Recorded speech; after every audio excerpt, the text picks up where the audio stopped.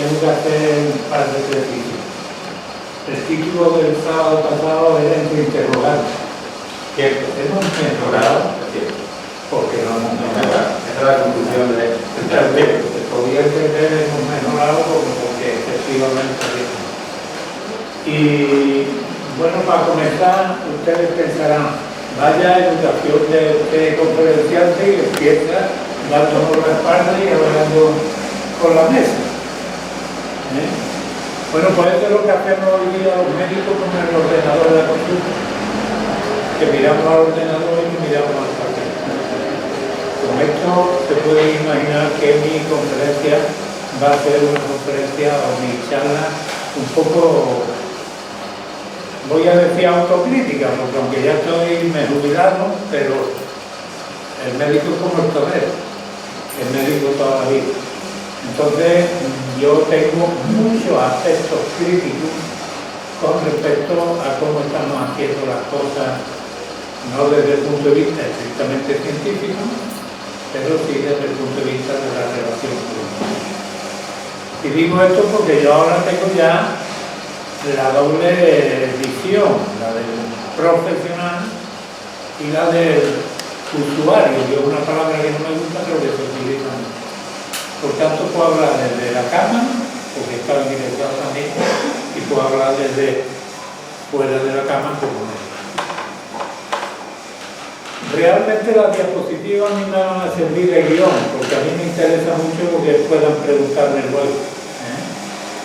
Y este comienzo, dándole la espalda, es reflejo de lo que es mi crítica actual a cómo estamos haciendo las cosas en muchos lugares. Entonces, la medicina o el humanismo, ya podemos decir, decía don Gregorio Marañón, que era un patriarca de la medicina mundial, no solo española, del siglo pasado, decía que solo había un camino para llegar al fondo de la ciencia, que era la templada senda o templado camino del humanismo. ¿Por qué? Pues porque yo en marzo di aquí una charla sobre todo lo contrario de lo que es el humanismo en la práctica médica, porque hablé del martirio de Jesucristo, que era todo lo contrario a lo que podemos imaginar que es la atención humanista de un paciente, en este caso a los pacientes. Era un reo condenado a muerte, pero yo en mi especialidad, que es una especialidad apasionante, pero todo lo que tiene de apasionante tiene también de difícil y de compleja, que a mí mi primer jefe me decía, es que tú tienes mucha vida social. Se refería a estas cosas, ¿no? A los pregones, a la Semana Santa. Y yo decía, ¿qué quiere? ¿Que yo acabe de psiquiatra? ¿Por qué? Pues porque yo me he pasado 3/4 partes de mi vida de especialista dedicado al paciente exclusivamente en la planta de hospitalización del hospital, primero en el Lois, luego en el Guadalajara. Después llegué a ser jefe y lo primero que hice, mi primera decisión como jefe fue poner a 2 médicos responsables de la planta, porque yo era el único responsable y daba igual que hubiera 5 que 25 pacientes ingresados. Y no hace falta que les diga nada más que el número de la planta del Juan Ramón Jiménez en la que yo he desarrollado mi vida para que a todos ustedes les suene. En el cuadro, que ahora está también en oncología. Nosotros, voy a decirlo de una forma frívola si quieren, pero nosotros les realquilamos las camas a los oncólogos porque cuando salieron a Ramón Jiménez no había camas de oncología. Estaba la de oncología. En definitiva, una planta en la que la relación con el paciente es básica para el buen desarrollo de patologías que son generalmente malignas. Por eso digo lo de don Gregorio Marañón, del cual yo soy ferviente admirador, y que para que ustedes lo sepan, su viuda veraneaba en Huelva, en Mazagón.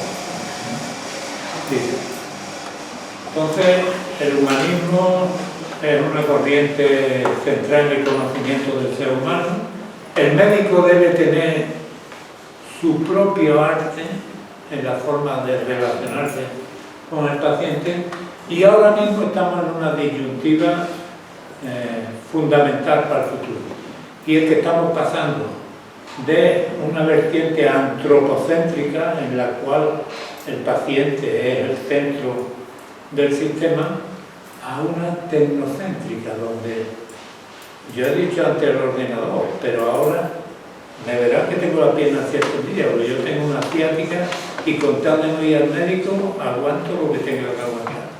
No por nada, sino porque yo cuando me enfermo me venía con una sospecha de ciática, yo lo exploraba, le extendía la pierna, la hacía que la levantara, la doblaba, según doliera más con la pierna doblada o extendida, pues tenía ya una sospecha diagnóstica. Ahora, ¿qué es lo que hacemos los médicos? Y yo hablo en plural para que no se vaya a ofender ningún compañero, me incluyo dentro de lo mismo. Ahora, ¿qué es lo que hacemos? Pedimos una resonancia para que el diagnóstico nos lo dé la imagen de la resonancia dental o de lo que corresponde.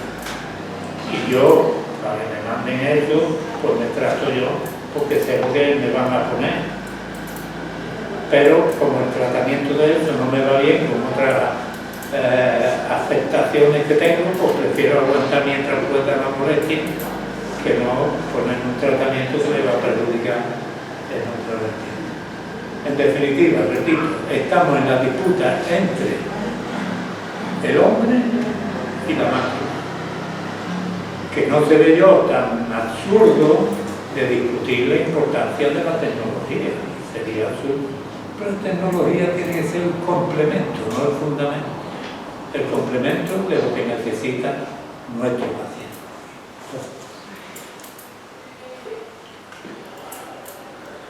Otra cosa importante. Ahora mismo estamos en el boom de las notas para estudiar carreras. Y medicina es una de las carreras con notas más altas. Con lo cual, el aspecto vocacional del mundo sanitario, cuando yo hablo de médico, voy a intentar hablar de sanitario, porque incluyo a todas las profesiones sanitarias, sean ATS, técnicos de laboratorio, auxiliares de clínica. Entonces, da la impresión de que el estudiar medicina hoy día tiene mucho de élite intelectual, de buenas notas y eso, más que lo que es el fundamento de la profesión, que es la vocación. Y seguro que se nos están quedando en el camino muchos estudiantes con una gran vocación sanitaria y que no van a alcanzar la nota suficiente para poder estudiar la carrera. Con esto no digo que quienes lo han alcanzado no puedan ser buenos médicos. Pero me gusta más que sean médicos vocacionales que no de alta. Ahí veis que pongo que el ordenador es el protagonista. Yo creo que el ordenador, que es una herramienta extremadamente buena para el seguimiento del paciente, porque toda la información se puede tener allí registrada, pero la consulta del médico es como un gran escenario, donde siempre en una obra de teatro hay un protagonista y muchos actores secundarios. En la consulta del médico el protagonista es el paciente. Los demás somos todos actores secundarios, desde el familiar del paciente hasta la enfermera, la auxiliar de clínica o quien quiera. ¿Por qué? Y les voy a decir por qué. Porque había quien decía que el primer acto terapéutico con el paciente es cuando entro en la consulta tenderle la mano.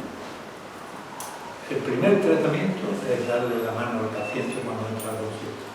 Si el paciente entra y nos ve mirando el ordenador, empezamos a flaquear en lo que tiene que ser la relación de mutua confianza entre el paciente y el médico para un largo viaje, como era mi especialidad, donde todos cuando hacemos un viaje largo lo que queremos es ir acompañados de amigos, de gente que nos resulta agradable y no de alguien con quien parece que no tengo mucha confianza.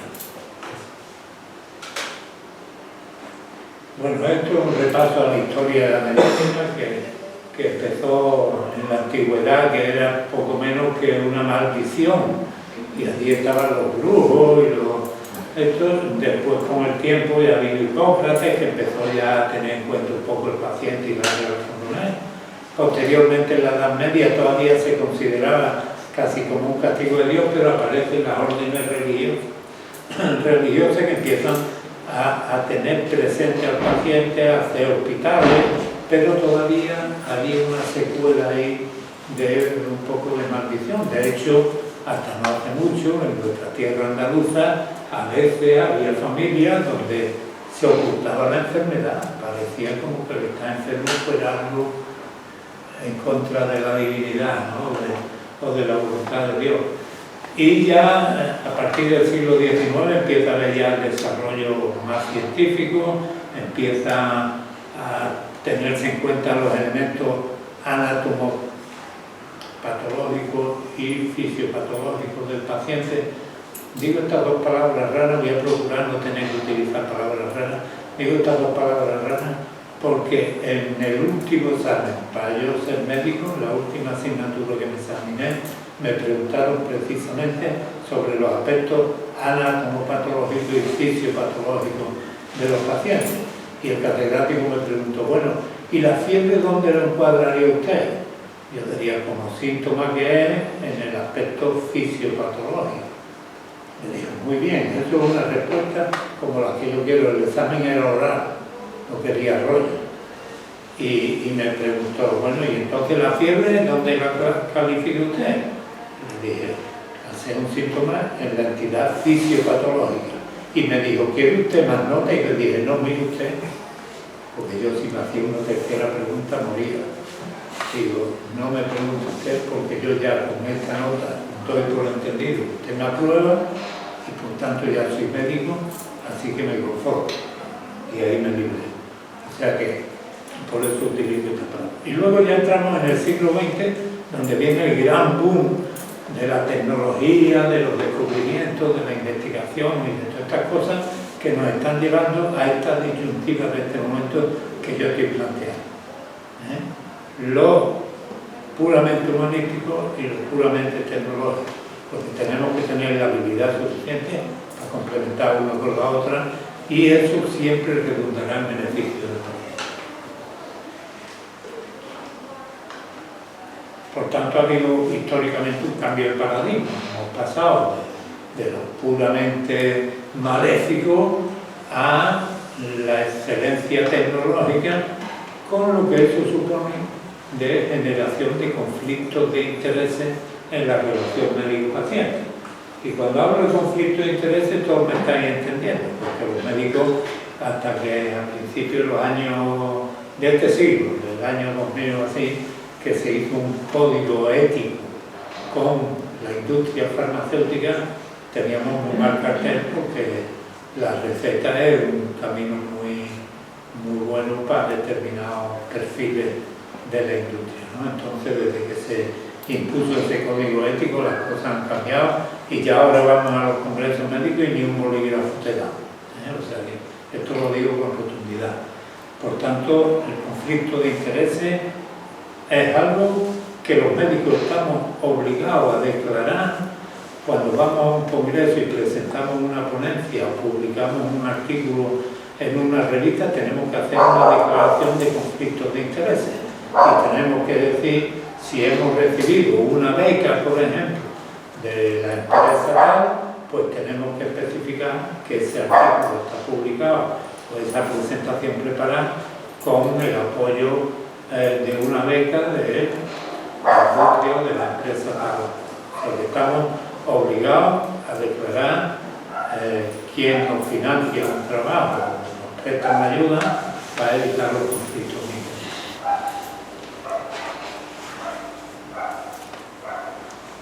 Bueno, lógicamente todo esto que he dicho hasta ahora influye en multitud de factores, pero sobre todo tres factores que son básicos.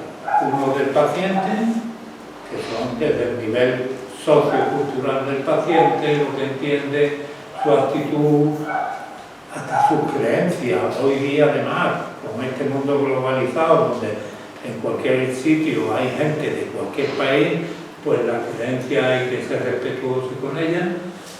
El médico desde el punto de vista de protagonista responsable de la salud de ese paciente y sobre todo de estar en la obligación de estar al día, con formación, estudiando. Yo les puedo decir que yo sigo estudiando todos los días, porque gracias a Dios me siguen invitando a congresos y eso, aunque estoy jubilado. Los médicos jóvenes preguntan mucho.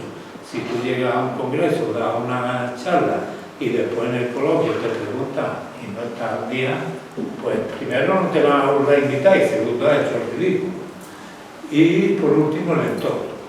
He dicho lo de gente de todos sitios, el entorno familiar es muy importante, no es lo mismo una familia bien avenida que una familia con conflictos internos, sobre todo a la hora de tomar decisiones importantes sobre el futuro del paciente, bueno, de burocracia para que los violar. Y los hospitales son complicados ya con los papeles que hay que llevar, porque hay que presentar muchas veces, es mejor que no pensemos ni siquiera en la política sanitaria.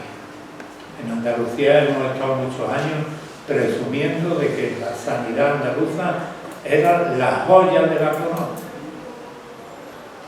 Y yo tengo que decir que lo que yo he podido vivir, hemos hecho siempre lo mejor que hemos podido y hemos sabido, pero que de joya poca.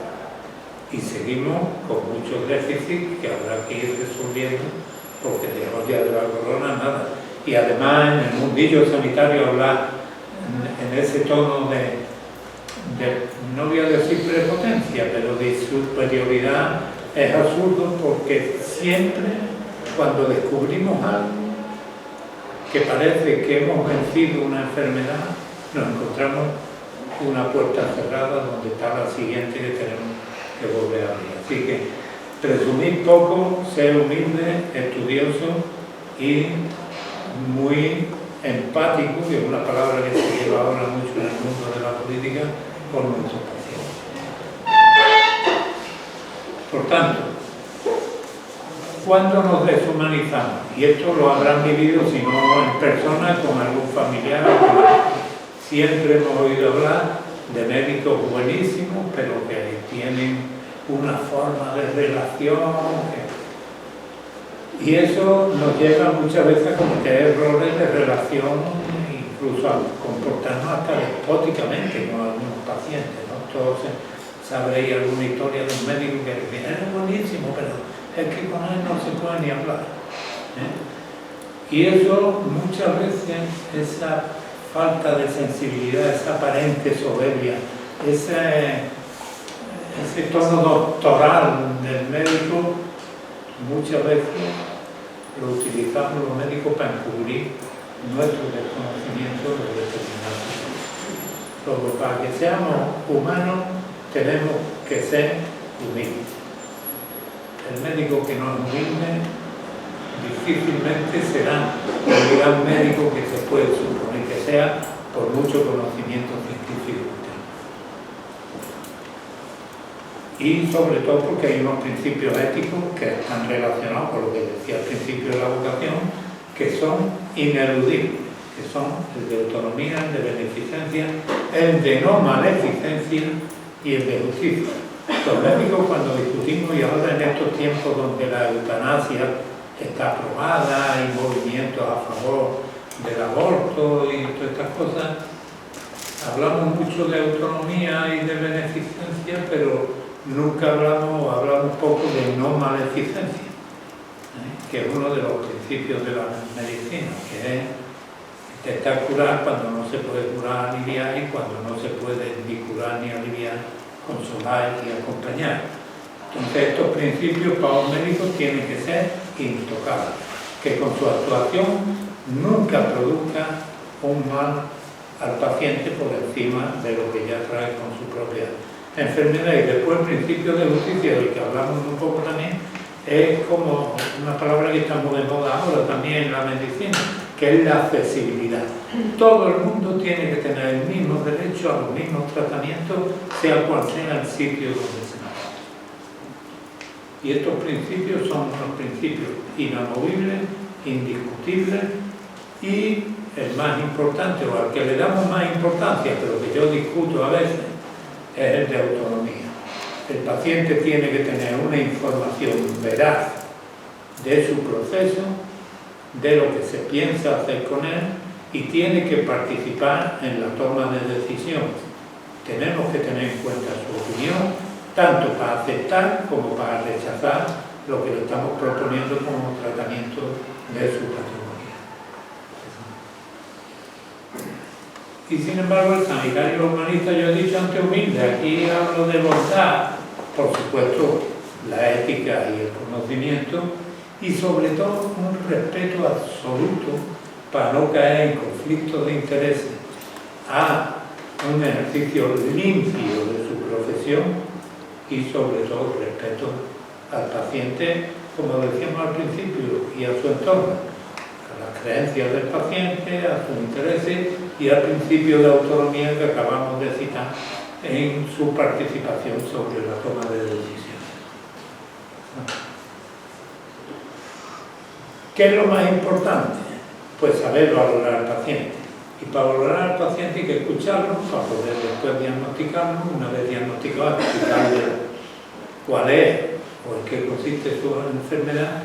Y esto de horizontalidad que me parece fundamental. Digo lo de escuchar porque la ley de sanidad obliga al médico, y ustedes lo conocerán, a informar exhaustivamente de los pros y los contras de la enfermedad, incluso a firmar el consentimiento informado, si hay que operarse y explicar los efectos del tratamiento, los efectos adversos. Fijaros cómo es esto de los efectos adversos, que ahora compran una caja de aspirina y le entran ganas de no tomársela, porque el papelillo de la aspirina trae 3 páginas, porque se intenta cubrir todo lo posible para que el paciente tenga la máxima información a la hora de tomar un medicamento o a la hora de explicarle su enfermedad. Y digo que es importante la escucha, porque mi experiencia ya de más de 40 años de médico es que yo he aprendido mucho más de 5 minutos de escucha al paciente que de media hora contándole yo su historia. Porque la ley obliga a informar al paciente, pero la información es unidireccional. Y yo hablo de comunicación, no de información, porque la comunicación es bidireccional.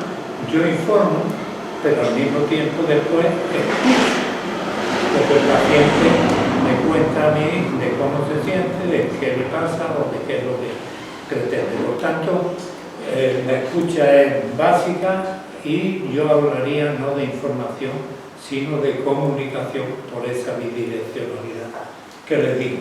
Y luego la explicación tiene que ser en términos entendibles, no podemos empezar a utilizar palabras técnicas que a veces no entendemos ni nosotros mismos, porque a mí me dice una palabra de un neurocirujano y a lo mejor dudo sobre su significado.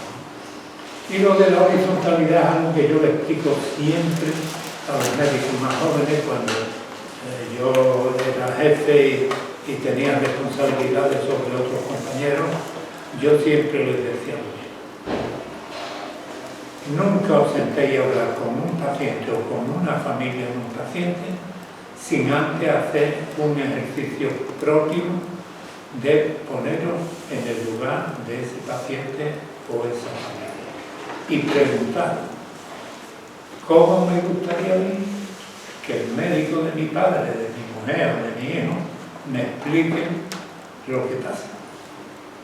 Y esa horizontalidad quiere decir que hay que hacer ese ejercicio y luego hablar de igual a igual, porque si no caemos en lo del médico soberbio, despótico, que está por encima del bien y del mal, y resulta que cuando tú te vas de la consulta no te has enterado ni de la mitad de las cosas que te han contado. Por tanto, de igual a igual y haciendo un ejercicio previo de cómo me gustaría a mí que me explicara la cosa.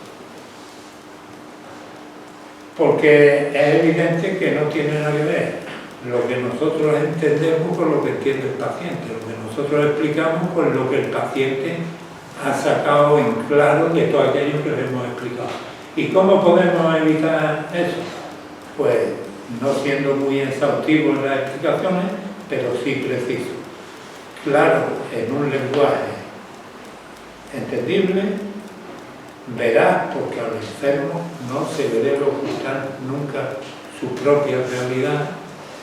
Y yo siempre decía a los pacientes, mire usted, me está usted diciendo que me entiende todo, pero cuando llegue al parking del hospital y ponga el coche en marcha, se va a acordar de algo que me quería preguntar y no me preguntó. Usted pregunte siempre todo lo que tenga que preguntar. Que si yo lo sé, se lo contesto sobre la marcha. Y si no lo sé, me lo estudio y cuando venga usted el próximo día, entonces se lo explico. Y mientras está en su casa hasta la próxima visita, lo que a usted se le vaya ocurriendo, apúntelo y venga a la consulta con ese papelito para que no se lo olvide nada de lo que me debería preguntar. Y sobre todo, confirmar de esta forma que el paciente llegue un momento en el que efectivamente nos ha entendido. Porque lo que no podemos caer es en lo que decía al principio, de la tecnología y el humanismo. Confrontar lo emocional y lo humano con lo técnico y lo impersonal. Tenemos que procurar complementar. Y para complementarlo, el paciente tiene que irse convencido de que se ha enterado de lo que pretendemos transmitirle, de lo que vamos a hacer con él y del futuro que le espera. No me vale lo que pasa en las consultas y no me acusen de machista, pero es sistemático. Cuando el enfermo es el marido y va a acompañar a la mujer y te está diciendo lo que él nota, lo que padece, que me da fiebre, de pronto dice la mujer, mire usted, pues yo tengo un dolor en la espalda. Y entonces tú le tienes que decir, de eso hablamos luego. El enfermo, el paciente, es su marido, no es usted. Si usted quiere, cuando acabemos, y yo puedo ayudarle a él. Pero ahora hablemos de paciente. Pero eso es bastante sistemático. Y cuando nos hacemos mayores, y que me perdonen las personas mayores, ya ni les cuento. Manda ella. Y cuando le dice el médico, pase usted ahí y se quita la camisa se la quita ella. Y además lo acompaña hasta la camisa. Pero bueno, eso es ley de vida y no vale la pena. Por tanto, para no cometer errores, pues preguntar las veces que haga falta y el médico responder, escuchar las dos partes, porque cada uno hablamos, observar, y ahora vamos a hablar de la mirada, y hablar de forma concreta, precisa y entendible, no de forma genérica y abstracta, porque no se va a enterar seguro. ¿Por qué es importante todo esto que hemos dicho hasta ahora? Porque no hay dos enfermos iguales como no hay dos personas iguales. La variabilidad es una ley de vida y es uno de los grandes dramas de la medicina y de la que los políticos se quejan mucho porque cuesta mucho dinero. Porque no hay dos médicos que pensemos igual. Y la variabilidad de la práctica clínica se traduce en repetir pruebas que no hacen falta, en indicar cosas que no son las convenientes, y esto a los políticos les molesta mucho. Por eso yo siempre digo que no hay nada más eficiente en el mundo sanitario que el rigor clínico. Y el rigor clínico lo que nos obliga es a hacer protocolos, a hacer, digamos, un memorándum de las cosas que se deben hacer y no hacer en cada patología, porque es la manera que tenemos de evitar la variabilidad. ¿Quién no ha ido a un médico y a los 15 días ha ido a otro médico y dice, esto no pasará mucho a los médicos de Huelva que los de Sevilla? Ya pasa menos, pero bueno, pasa menos porque vienen casi todos los de Sevilla para Huelva, pero... Y decirle, mire usted que a mí me ha dicho don fulano, o me han dicho en la consulta tal cosa, y les decía el nuevo médico, ¡qué barbaridad! ¿Quién le ha dicho a usted eso? Y desmontaba todo lo que había dicho el otro. Por tanto, además Marañón, al que tengo que referirme de nuevo, decía con mucha sabiduría que no hay enfermedades, sino enfermos. Yo puedo decirle, después de pues son 47 años ya los que llevo viviendo la medicina. La vivía de niño en mi casa con mi padre, mi hermano, mi abuelo y todo esto, pero personalmente, ¿cómo se explica uno que dos pacientes de la misma edad, con una posición social, económica, laboral similar, si no igual o parecida, con la misma enfermedad, con la misma edad y teniendo el mismo tratamiento, uno se muere y otro se cura? Como decía Mario, no hay enfermedades sin enfermos. ¿Por qué? Pues porque después influyen multitud de factores. Cómo tolera el tratamiento, la suerte parece que no, pero porque uno se complica y otro no se complica, que la complicación de uno es leve y la del otro es grave. Y por tanto tenemos que ir camino, y esto hoy día afortunadamente estamos avanzados, camino de la personalización de los tratamientos de las enfermedades, aunque los enfermos sean los mismos. Y además, afortunadamente, la ciencia de hoy, la investigación, nos permite establecer dentro de una misma enfermedad factores pronósticos sobre cómo va a ser más o menos la evolución de ese enfermo en función de temas que antiguamente no veíamos, pero que ahora con la citogenética, la biología molecular y todo esto vemos que la misma enfermedad tiene pequeñas diferenciaciones de uno a otro, digamos, en el mapa cromosómico, para que me puedan entender, que va a hacer que un enfermo evolucione peor que otro, aunque tenga la misma enfermedad. Y al personalizar eso, permite que al enfermo A yo le ponga un tratamiento y al enfermo B le ponga otro diferente. Esto hace 30, 40 años no pasaba y por eso uno seguía adelante y otro podía morir. En definitiva, el médico tiene que ser humanista. Y decía el doctor Betamendi que no era el mejor médico el que solo sabía de medicina. Y yo eso le decía a mi primitivo jefe. Le decía, tío, lo que te pasa es que yo entiendo de más cosas que tú, además de medicina.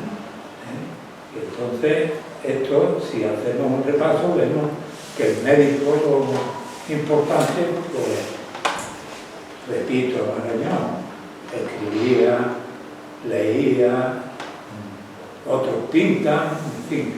El médico tiene que estar imbuido del sentido humanista de la vida porque es su obligación proteger luego la de los demás. Sin embargo, después dicen que los médicos somos unos malos enfermos. Yo soy un enfermo muy disciplinado. Cuando entro en el médico, si puedo no entrar, no entro, como he dicho, lo de la ciencia. Entonces, el mismo mensaje que nosotros vemos va a ser diferente de un médico a otro. ¿Por qué? Pues porque cada uno tenemos nuestros conceptos, nuestra forma de expresarla y además, por lo que decía antes, porque la comunicación es un elemento fundamental. Decía don Teófilo Hernando, que era un farmacólogo tan famoso como Marañón, lo que pasa es que era farmacólogo, no era tan clínico.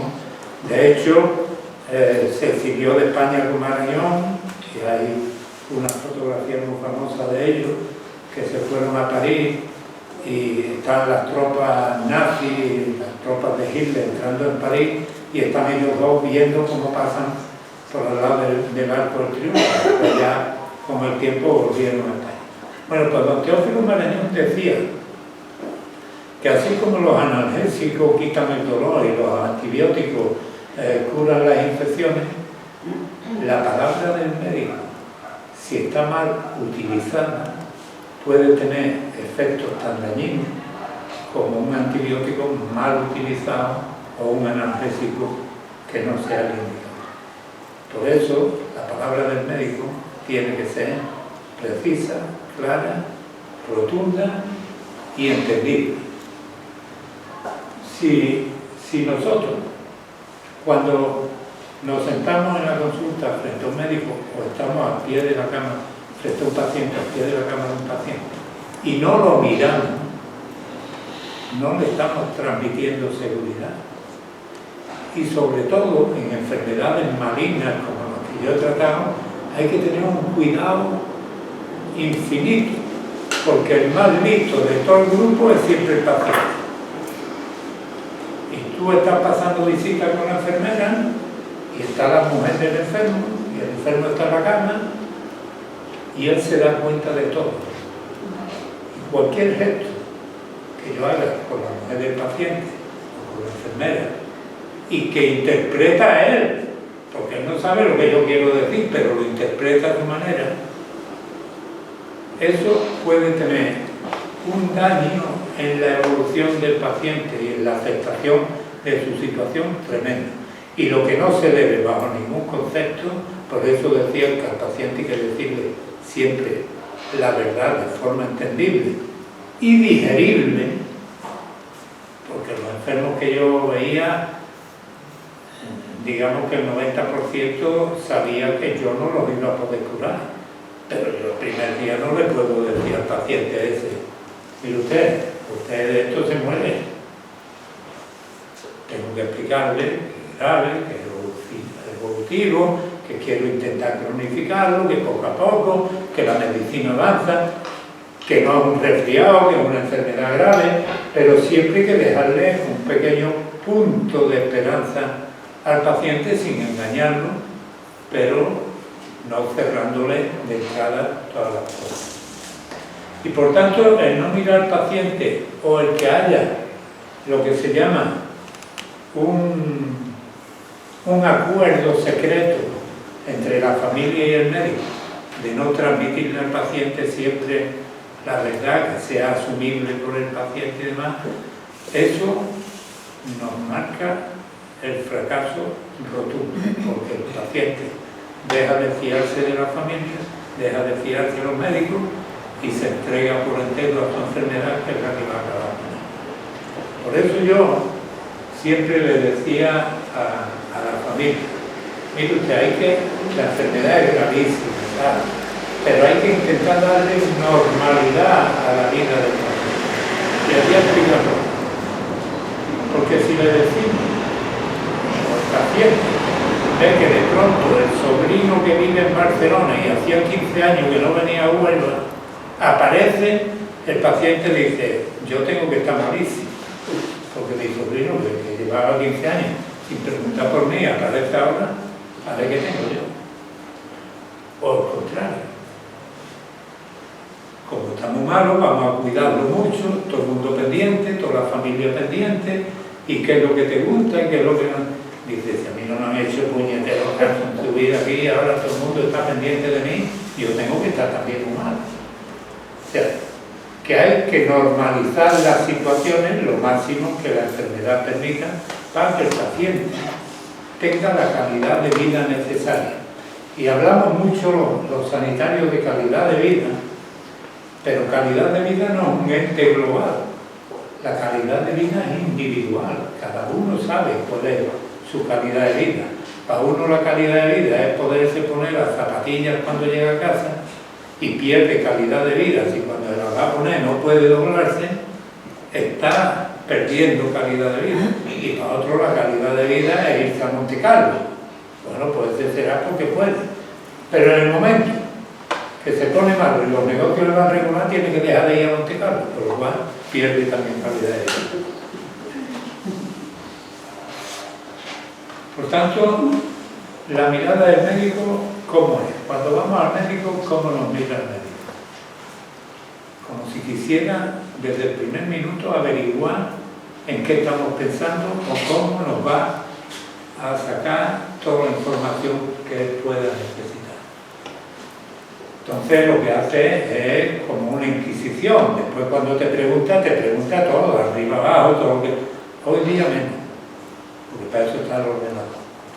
Pero toda la vida la semiología exploratoria te indicaba que a través de la inspección, el interrogatorio y la exploración médica, que era la palpación, la percusión, la ocultación, pues tú sacabas la historia clínica del paciente y una idea de sospecha diagnóstica.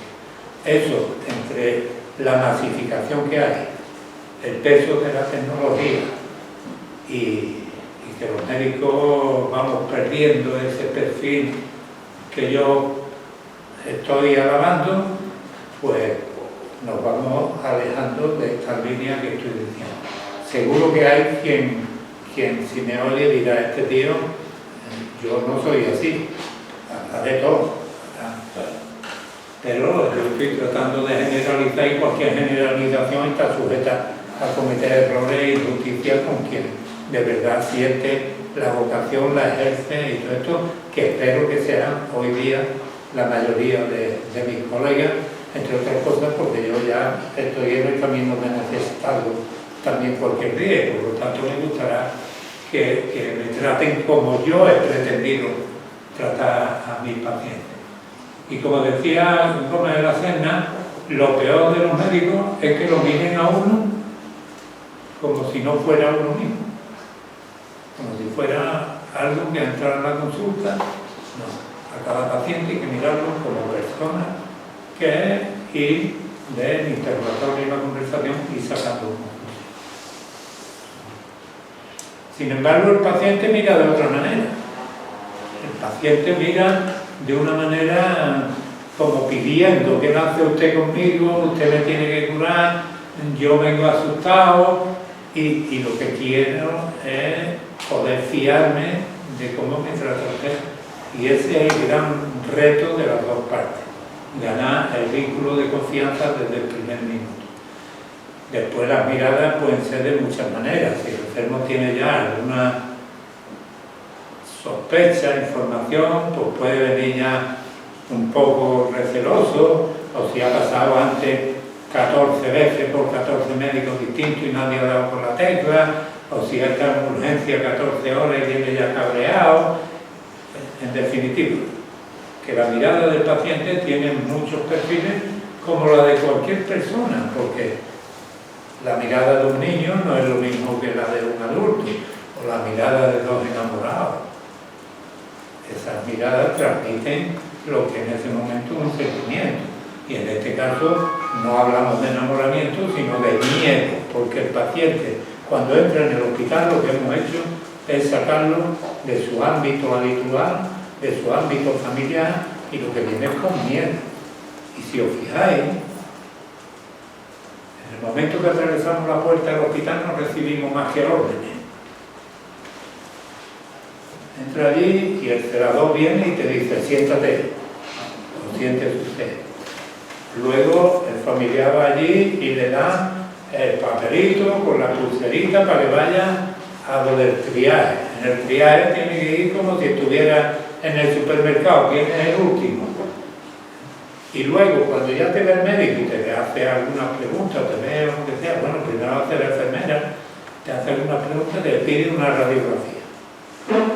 Y cuando llega al rayo, lo primero que escucha, desnúdese. Segundo, no respire. O sea, que nada más que en el hospital, nada más que recibimos órdenes y venimos con miedo porque nos duele algo. Entonces, el ambiente del hospital hay que trabajar por cambiar. Yo una de las instrucciones que tenía en la unidad que yo dirigía era esa. Cuando aquí entra un paciente en un carrito, en una camilla, lo primero que tiene que ver es una sonrisa y alguien que le pone la mano en el hombro y le dice, ¿cómo te llamas? Yo soy fulano. Y que le provoque cercanía y un ambiente cómodo al paciente. Porque si no, desde el principio estamos perdiendo terreno y además faltando a los criterios de dignidad que corresponden a un paciente. A nadie le apetece, sea hombre o mujer, llega allí, que te den una bata de esas medio de papel, que no hay manera de amarrársela, y antes te han dicho que te desnudes, ¿no? O sea, y por tanto el ambiente del hospital es un ambiente hostil al que tendremos que adaptarnos, pero en el que el personal sanitario tiene mucho todavía que hacer y que promover para que el paciente se sienta seguro. Porque hay una cosa que está clara. Cuando nosotros llegamos al hospital con un dolor, damos por supuesto que el dolor nos lo van a quitar. Y a mí me decía el gerente del hospital que yo tenía, me decía, ¿tú has visto tener la encuesta de satisfacción? Porque eso sí, en todos lados para que haya encuestas de cómo me han tratado y tal. Y yo decía, claro que lo miraba. Me decía, pues eso hay que mejorarlo. Y yo decía, te tengo que mejorar tú. Porque las encuestas salían dos columnas. Una verde, que era lo favorable, y una roja, que eran las quejas de los pacientes. Y ahora yo le decía a la gente, vamos a leer la verde y vamos a leer la roja. La verde. Estoy contenta con la enfermería, las enfermeras son agradables, son educadas, si hay una urgencia la atienden rápido. Todo lo que tenía que ver con la atención sanitaria, en un 90 y tantos % era favorable. Y ahora mirábamos el rojo, y el rojo era, el pijama le faltan 2 botones, el agua de la ducha no sale caliente, el aire acondicionado se estropea un día sí y otro no, la comida viene fría. Y yo le decía, ¿quién tiene que arreglar? Tú, así que hasta luego, Lucas. Y me iba. ¿Por qué? Pues porque es muy difícil preparar comida para todos los enfermos, cada uno con su dieta. O sea que yo comprendo que hay dificultades, ¿no? Y si os fijáis también, yo estoy poniendo ejemplos reales. No hay un horario más canallesco que el del hospital. A las 7 de la mañana la atención, el pinchazo para la analítica. No comes desde las 8 de la tarde. Te ponen el desayuno a las 8 de la mañana. A las 1 ya has comido. A las 5 te dan la merienda. Y a las 8 estás cenando otra vez. Y cuando te está quedando dormido a las 12 de la noche aparece la auxiliar muy educada y muy profesional diciendo, ¿quiere usted un yogurcito? ¿Quiere usted un zumo? Entonces dice, yo lo que quiero es que me dejéis. Entonces nos encontramos con que en 12 horas el paciente hace 4 comidas y en otras 12 no hace nada. ¿Qué pasa? Que evidentemente la vida del hospital es distinta y que en el hospital hay 2000 y pico de trabajadores y un montón de enfermos, más sus familiares y todas estas cosas. Compatibilizar todo eso es complicado, pero tenemos que ser conscientes que es así y tratar de facilitar el máximo posible la atención al paciente y a la familia. Es muy importante lo que estoy diciendo de la mirada de antes, de que no haya sospecha de acuerdos secretos ni nada de eso, porque la mirada, como hemos dicho, es de muchos tipos y es una forma más de comunicarse. La mirada con la postura del médico, el lenguaje no verbal, es fundamental, aunque es más importante a mi juicio la mirada que la postura.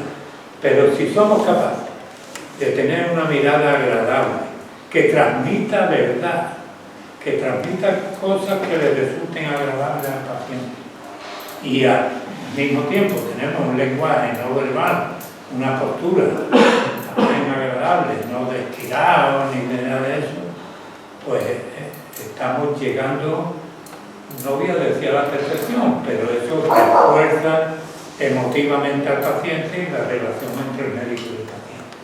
Por tanto, la mirada del médico tiene que transmitirle seguridad al paciente y su posición también tiene que transmitirle esa misma seguridad, porque eso hay que extenderlo al resto del personal sanitario, porque el médico va y está un rato con el paciente, pero las enfermeras se pasan el día entero y las enfermeras hablan con ellos y los lavan y les cuentan todo. Y como en mi caso, que me tiraba a lo mejor 5 años con el mismo paciente, yo al final sabía toda la vida del paciente, de arriba abajo. Y en ese momento en el que ese paciente se pone ya en la fase final de su enfermedad, los médicos cometemos un error porque nadie nos lo enseña en la carrera, que es que no estamos preparados para afrontar el proceso muerte del paciente. No estamos preparados. Entonces empezamos a delegar funciones. Cuando ya el paciente está tan malo, le dice al médico residente, oye, fulanito, pásate y ve y cuéntame cómo está fulano. O en la enfermera, Y es justo en ese momento, cuando el enfermo está peor, después de 5 años de convivencia, entre comillas, cuando más necesita tu presencia. Pero no estamos preparados. Yo les decía siempre lo mismo. Si tenéis que llorar, nunca a pie de cama al paciente. Después te metes en el despacho y te pegas 3 cabezazos y te hartas a llorar. Pero al paciente hay que transmitirle seguridad siempre. Hasta el último minuto hay que transmitirle seguridad. Por eso hablo de que la mirada junto con la postura son, como dice el título, valores asistenciales. Valores asistenciales porque es lo único que le puede generar paz al paciente en estado de gravedad extrema. Bueno, estas son frases conocidas, más o menos conocidas, que ya hemos repetido aquí, ¿no? Que cuando las miradas hablan no hacen falta las palabras. Cuando uno empieza a salir por primera vez con la novia los primeros días, no hace falta que hable mucho, nada más que con la mirada ya se entienden los dos. Y también que transmiten, tienen que transmitir verdad. La mirada del médico tiene que transmitir sinceridad. Y por supuesto, ser médico, como ya estoy harto de repetir esta noche, es ser honesto, ser sincero, ser comprensivo, ser capaz de comprender las lágrimas del otro y de guardarte las tuyas, aunque se te caigan a posteriori. Y nuestra actitud siempre tiene que servir de nexo de unión entre la desesperanza del paciente y las expectativas del futuro que tú puedes ser capaz de transmitirle para mitigarle el sufrimiento de esos momentos de extrema gravedad. En definitiva, ahí hay un decálogo de aspectos que el médico tiene que dominar como sea. Tratamos enfermos, que son personas, no enfermedades. Ya decía que había enfermedades. Segundo, tiene que tener una actitud crítica consigo mismo. Y lo que no alcanza a comprender o a saber, llamar a quien pueda ayudarle o estudiarlo. Y si hace falta, ya que estamos en una capilla, hasta pedirle a la cruz de la calle Cabo que está ahí. Yo le decía a las madres de los niños, yo trataba a niños también. Yo lo mismo trataba de estas enfermedades a niños que a personas de 90 años. Y yo entraba en la habitación y veía las estampas del patrón. Yo soy muy amigo de las hermanas de la Cruz y me metía con ellas mucho y les decía, ¿qué es lo que pasa? Que siempre en todas las camas veo al número 1 de los 40 principales. ¿Quién es el número 1 de los 40 principales? Por lo menos en aquella época que yo hablo. Fray Leopoldo. Fray Leopoldo estaba, y si no estaba en la cabecera de la cama, salía el nieto y decía, mire usted, aquí está Fray Leopoldo. Y yo le decía, ¿y Sor Ángela de la Cruz qué pasa? Que no pasa del número 3, aquí a ver qué es lo que pasa. O el patrón, o el Cristo, la Virgen del Socorro, la Virgen del Valle, o Padre Jesús, o cualquiera de cualquier pueblo. Y yo le decía a las madres, mire usted, le voy a pedir un favor. No se le ocurre a usted hacerle una promesa a su patrón o a la Virgen del Rocío de llevar niños, si se pone bueno, llevar niños descalzos al Rocío. Porque después tenemos que volver a ingresar niños con los pies destrozados. Usted porque tiene que rezar por mí.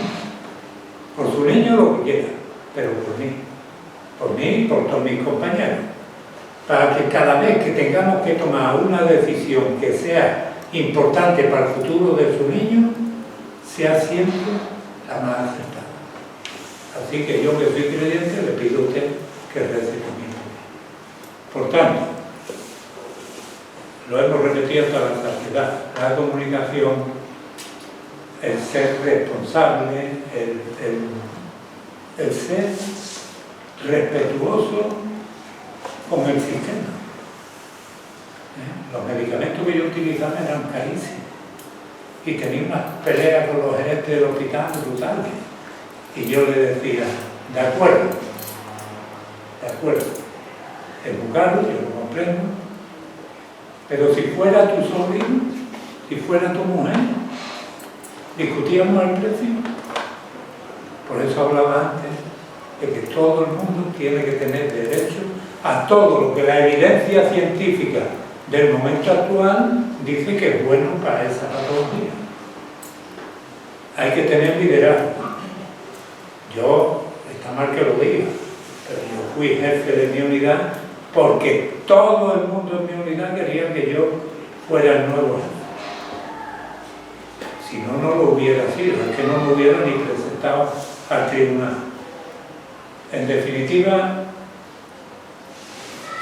honestidad, honradez, sinceridad y generador de confianza para el paciente.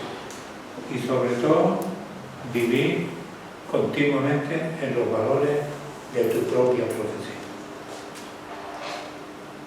Ya esto va muy largo y aquí termino. William Morgan era un psiquiatra que dijo una frase que he aprovechado para cerrar esta charla. El buen médico, después de todo el rollo que yo he metido, el buen médico es el que sabe tratar la enfermedad del paciente. Pero el médico excelente es el que sabe tratar a la persona que padece la enfermedad. Porque no olvidemos, lo he dicho ya varias veces, que nosotros manejamos personas. Y manejar personas es manejar sentimientos, es manejar intereses familiares, es manejar vida de personas. Y por tanto, la búsqueda de la excelencia, sabiendo tratar a la persona que padece, es la mayor y mejor virtud a la que puede aspirar un médico. Así que muchas gracias. Muy bien.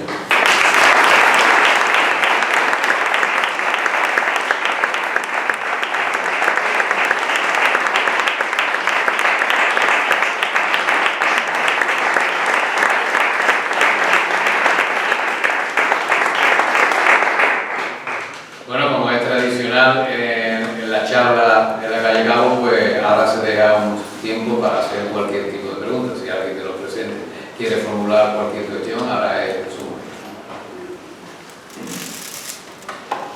Yo en principio, lo primero felicitarlo porque es un placer escucharlo y supongo que la charla esta que nos ha ofrecido hoy, que la habrá ofrecido usted a los estudiantes de la Facultad de Medicina y a los compañeros en algún seminario. Me gustaría saber cómo reciben ellos la información que usted nos ha trasladado y si se ven reflejados en su día a día, si son capaces, por el poco tiempo que tienen hoy en día para cada paciente, o cómo reciben ellos la forma de usted nos ha dicho que debemos de recibir la atención médica. Ya le he dicho que yo procuraba transmitirle a los médicos jóvenes el que se pusieran de igual a igual con el paciente, ¿no? O con la familia, y que pensaran cómo les gustaría a ellos que le explicaran las cosas. Yo tengo desde hace 12 años, estos 2 últimos años de pandemia no, pero hasta la pandemia he estado durante 12 años yendo a Madrid, a la Universidad Complutense, a un congreso que organizaba allí un grupo español que se llama el Grupo Español de Pacientes de Cáncer. Y allí acudían 3.000 personas, entre familiares y pacientes cánceres de todo. Y siempre el curso o el congreso se abría con lo que llamamos programa educacional, ¿no? Y yo he estado invitado muchos años a ese programa educacional, que era siempre para alumnos de último curso de medicina, de farmacia y de enfermería. Y yo conté allí un día lo que he contado aquí, que los médicos no estamos preparados para afrontar el proceso muerto. Y entonces nos autoblindamos y empezamos a delegar. Y que sea otro el que ponga la cara al paciente. Y Cuando terminé y empezó el turno de preguntas, hubo una chica de medicina que terminaba ese año, esto era en el mes de noviembre, o sea, que quedaban 6 meses para ser médico. Y me dijo, mire usted, ha retratado usted perfectamente al tutor que tengo yo en las prácticas. Porque yo he observado que él, cuando tenemos un enfermo que ha empeorado o que está agravándose, empieza a darnos juego a nosotros. Anteriormente explica, pero no nos da juego. Cuando el enfermo se ponía en una situación malísima, nos daba juego y nos decía que nosotros habláramos con él. ¿Usted qué me aconseja a mí? Es una chica de 20 y algo de años, ¿no? ¿Qué me aconsejaría a mí para yo no caer en ese error que usted ha referido y que yo he observado en mi tutor? Y yo le dije, mira, no tengo ninguna explicación científica que darte, no la sé, no la tengo, ni me la enseñaron, ni la aprendí. Yo en esto soy autodidacta, ha sido a base de tiempo, de relacionarme con muchos pacientes, con muchos familiares, con mucha gente, que he ido aprendiendo en cómo satisfacer mejor las necesidades de un paciente en situación grave.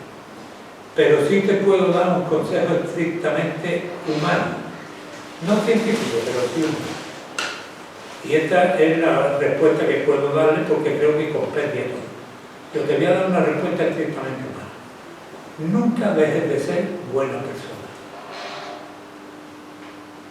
El médico tiene que ser, ante todo, buena persona y buen médico, por supuesto. Esto lo damos por entendido, pero buena persona. Porque del conocimiento que tú tienes científico, acompañado de una relación de buena persona, tienes la confianza absoluta del paciente seguro. Y no hace falta, ¿qué hace falta para ser buena persona? Pues tener respeto al paciente, tener respeto a los demás, en cualquier orden de la vida. Bueno, pues en una situación de necesidad, mucho más. Y este fue el consejo que yo le di a esta chica. Y yo es lo que he tratado de transmitirle siempre a mis compañeros más jóvenes. De hecho, puedo presumir, aunque esté mal que lo diga el público, pero hay una compañera todavía en activo en el Juan Ramón Jiménez que cuando llegan los médicos nuevos les dice, el día que queráis aprender a cómo hay que hablar con un paciente o con un familiar, llama a Antonio y que él venga un rato y veré ahí cómo lo aprendéis. Porque el paciente y su familia necesitan ganar confianza. Y tú solo puedes ganar confianza con alguien que tiene un comportamiento de honestidad y de buena persona, sino automáticamente desconfianza. Y esta fue la respuesta que le di a la chica. Nunca dejes de ser buena persona. Yo quiero darle las gracias también porque, como dice María, es un placer escucharlo, tanto de la conferencia de Marco como esta. Usted habla con una claridad que todo el mundo creo que es entendible lo que usted va a explicar. Queda patente en que, o yo vengo observando, y a lo que usted ha dicho, de que la digitalización de la medicina va en contra de la vocación. Y es que, es verdad, vengo observando que cada vez el médico es menos vocacional. El médico cada vez es menos vocacional porque tiene la máquina, porque ya el médico no se la juega. O antes de sacar, como usted ha dicho, una exploración o hacer la radiografía del tirón. Y claro, todo esto aporta lo que es la relación paciente-médico. Todo esto aporta.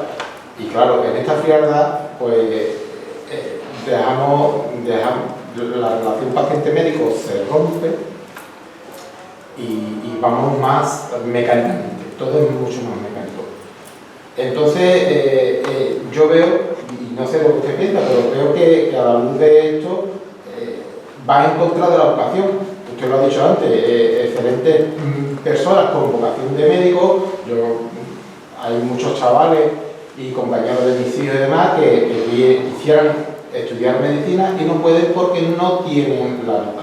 Y seguramente ellos serían unos perfectos enfermeros, unos perfectos médicos.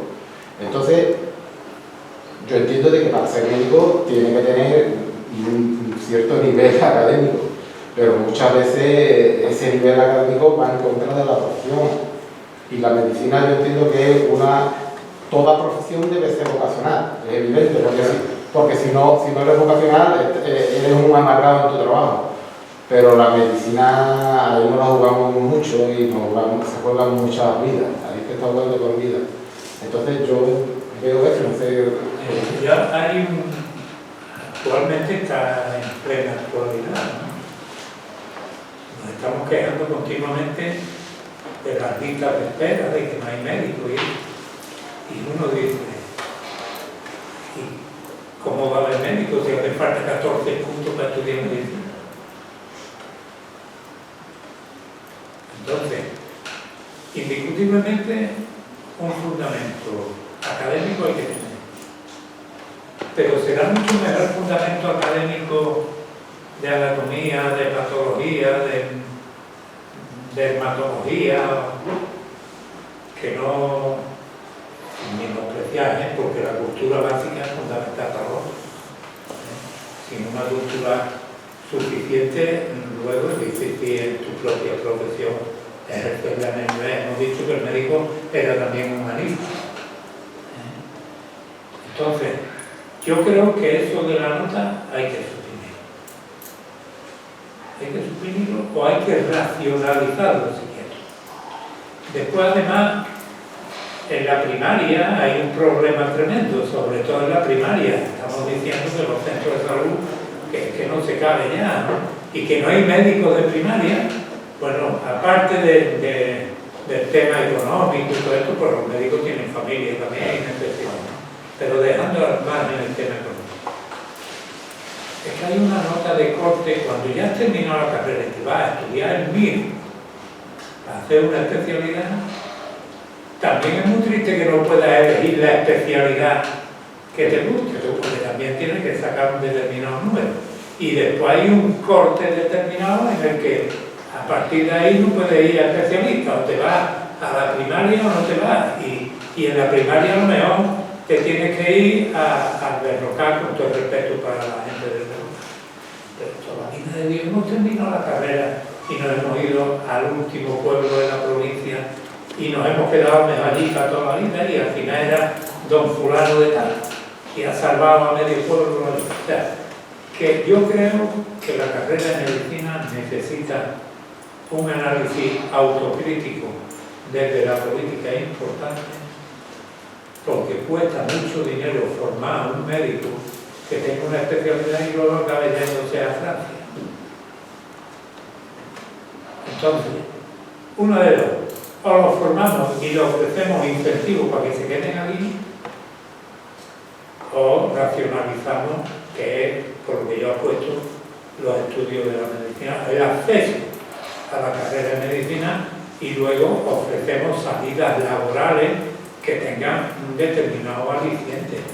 No puede ser que después de terminar una residencia o de ser médico de primaria se celebren las famosas ofertas públicas de empleo y se tarden 15 años en celebrar la siguiente y 7 años en hacer reparto de las plazas, porque resulta que tú ya has firmado 72 contratos o interinidades en un hospital, estás casado, tienes 3 chiquillos y ahora resulta que en la OPE, en vez de estar en el Infante Elena de Huelva, te mandan a Cuyas Baza en Granada. Entonces estas cosas hay que racionalizarlas porque, queramos o no, todos estamos buscando. ¿Cuánto hablamos de conciliación? Cuando yo era estudiante, mi hermano era ya médico y mi padre, y mi hermano estaba a lo mejor de guardia. Y yo no tenía horas para estar la guardia entera con él allí viendo todo lo que hiciera falta. Hoy día, los médicos jóvenes se fundamentan en varias cosas. Una, la conciliación legítima. No la discuto, pero la medicina tiene una servidumbre vocacional que la conciliación hay que ponerle un poco entre paréntesis. Dos, una retribución digna, indiscutible. Indiscutible. 3, una seguridad contractual o laboral que no existe hoy día. ¿En qué profesión universitaria te encuentras con 30 años? Que tienes un amigo que con 17 dejó de estudiar, entró en una entidad bancaria, por poner un ejemplo, y ahora es director de esa entidad bancaria, tiene un patrimonio, tiene un piso pagado, tiene toda la vida resuelta, y el médico especialista con 30 años no tiene una plaza donde ir. O sea, que yo hago crítica, creo que he sido bastante crítico con mis propios compañeros, pero también tengo que ser consciente de que estamos en un momento en el que a esto hay que darle una vuelta de tuerca. Yo he sido durante 4 años, además de coordinador interterritorial que decía en mi currículum, he sido vicepresidente de la Sociedad Española de Hematología y presidente de la Sociedad Mundial. Y yo me he estado de reuniones en ministerio, en consejería, de todo. Y he hablado de todos estos temas. Entonces, claro, ¿qué es lo que pasa? Que resulta que en Andalucía hace falta anestesistas. Entonces, la Junta de Andalucía pide 20 plazas más de residentes de anestesia. Y el Ministerio no tiene inconveniente en dárselas. ¿Por qué? Porque el que paga esas 20 plazas es la Junta de Andalucía. ¿Y dónde están los fondos? Entonces, todas estas cosas hay que articularlas. Y yo le decía al presidente de la Sociedad Española de Hematología, le decía, no te equivoques, tú no tienes que buscar influencias de negociación en el Ministerio de Sanidad, las tienes que buscar en la Hacienda, que es el que tiene que soltar luego el dinero. Porque plaza no pueden dar con las que quieren, pero ¿cómo las pagamos? Entonces creo que estamos en un momento crítico, la población lo está sufriendo porque faltan médicos y el debate político está abierto, el que ahora está en la oposición tiene la solución, aunque haya estado 37 años antes y no lo soluciona. El que estaba antes en la oposición decía que lo iba a solucionar y de momento, aunque lleve 4 años, tampoco lo ha solucionado. Y entonces necesitamos hacer una revisión a fondo de los estudios de las profesiones sanitarias, porque, repito, nosotros no fabricamos paraguas, que ahora con la sequía estaríamos en la ruina. Nosotros funcionamos a demanda de personas que continuamente están demandando la atención y el cuidado de su salud.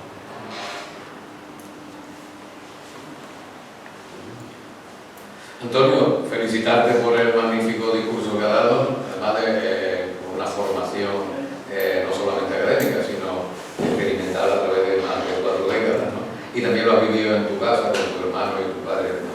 Y luego en tu palabra, que el mejor efecto placebo es la palabra del médico. Sin duda. O sea, me puedes decir que tú en hematología y en oncología, en cualquier planta donde llegan enfermos terminales, si el médico tiene un comportamiento que se ajuste al decálogo que tú has mostrado ahí, perfectamente puede ser curativo.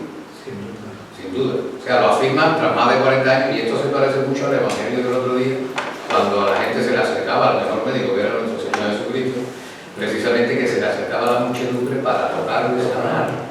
Y me está diciendo que después de tu larga experiencia con problemas de gestión en cuanto a la mayor parte de los fármacos que utilizaba, que son altamente costosos, de una tecnología que se comienza a implementar de una manera bestial, el médico puede volver a su origen que simplemente con el efecto curativo de su comportamiento puede sanar. Yo he hecho una referencia a don Teófilo Hernando, íntimo amigo y compañero y tan importante como don Gregorio Marañón, del cual tengo una fotografía dedicada, porque cuando yo era niño vino a dar una conferencia a Huelva, invitado por mi padre y le debía hacer muchas gracias. Cuando ya fui mayor y terminé la carrera, estuve un día en Madrid, estuve saludando y me dedicó una fotografía diciendo que tenía mucha esperanza en mí como futuro médico.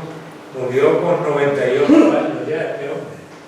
Y él decía esto, ¿no? La palabra del médico puede tener el mismo efecto curativo que un analgésico o un antibiótico, o si la palabra no es adecuada, el mismo efecto adverso que tiene un medicamento mal indicado. Yo puedo decir que Os cuento dos anécdotas, por no alargar demasiado. Dos anécdotas que son francamente buenas.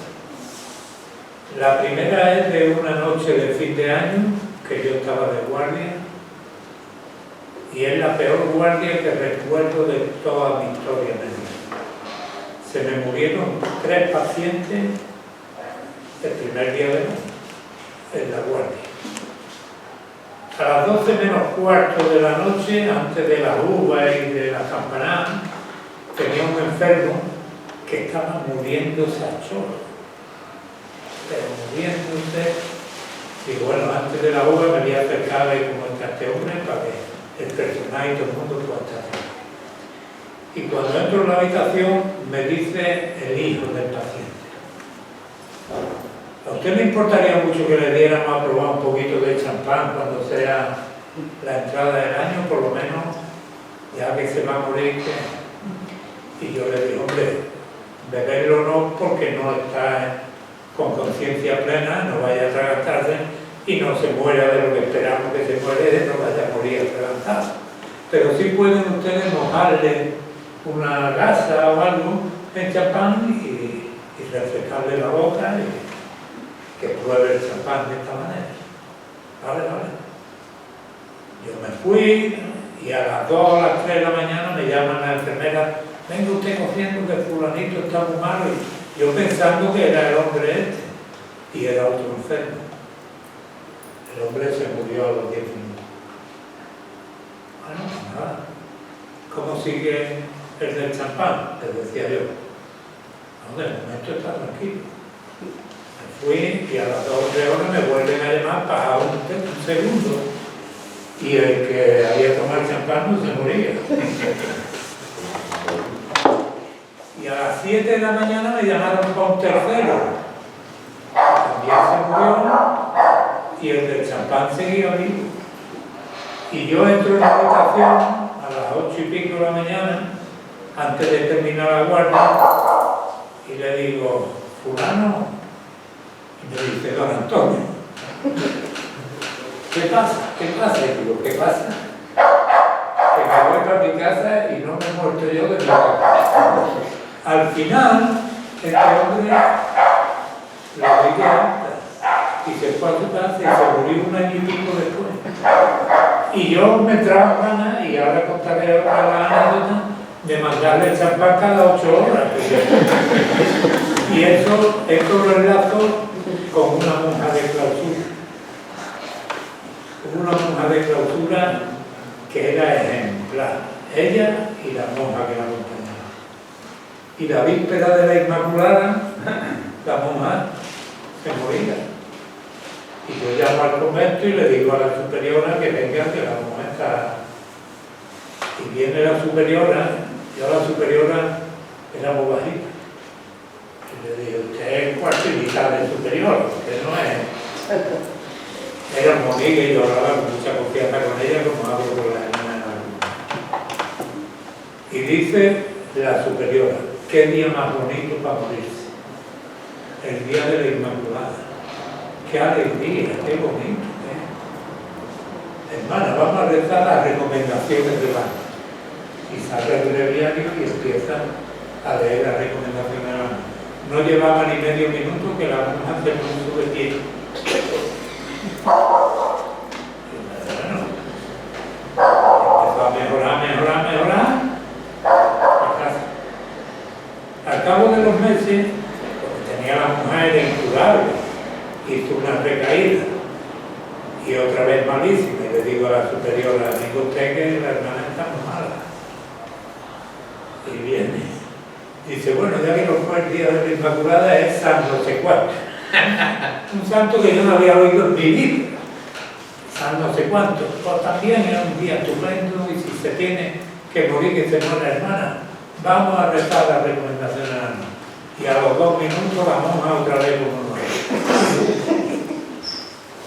Total, que la monja fue mejorando, y cuando se fue para el convento, me dice la monja: bueno, usted me manda el informe. Digo: no, el informe está aquí. Tratamiento. recomendaciones del alma cada uno. Claro, la mujer se moría de risa. Pues ya recayó una tercera vez y me pidieron por favor que se muriese en el convento. Y es una de las situaciones que más huellas me han dejado en mi vida como médico. Yo no he ejercido nunca privadamente, siempre he estado dedicado a los enfermos. Pero había una monja joven que salía a tomar la atención y estas cosas, y otra mayor que se dedicaba a la parte de higiene y de alimentación. Y eso. Y yo llamaba, la enfermedad que tenía esta monja producía unos dolores tremendos. Y yo llamaba, hablaba con la monja joven y le decía, ¿qué? ¿Cómo estás? ¿Tienes tal tensión?